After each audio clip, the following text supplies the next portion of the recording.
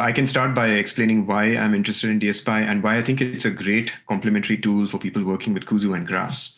So my main interests came about because as I was doing prompt engineering in other frameworks, I realized that these loose text-based definitions of instructions on how to translate the graph schema into a valid query or turn the retrieval into a useful answer, all of those had very finicky, you could say, fluctuations when I change a minor symbol here or there, or when I move a sentence up or down. There were significant differences in the outputs in terms of whether the query was right or whether I even obtained an answer from the graph database. So that's when I began really questioning, how do I go about this prompt engineering task in terms of more reliability, more structure? So when I began seeing what DSPy was all about, I was initially very confused because everyone talks about it as this prompt optimization tool. So as I began using it though, I began realizing it's not necessarily about optimization. Yes, optimization is available, but that comes at a later point. The initial benefit of DSPy is the programming model that it provides.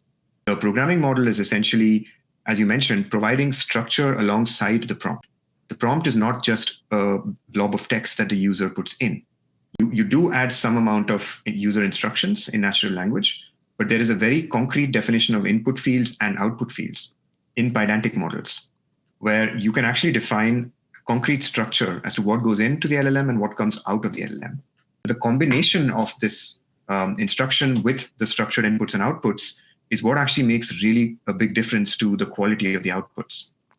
So through this approach, I've been finding that I can build composable pipelines really easily. And the reason I've been writing so much about it is I think people gloss over the fact that this composability and writing clear, concise, modular code in a way that you're actually just interweaving these LLM-based steps with deterministic steps. That's exactly the benefit of DSPy, right? It's meant to help you program with LLMs in a way that you can actually bridge that gap between full automation, fully agentic loops versus some level of predefined workflows.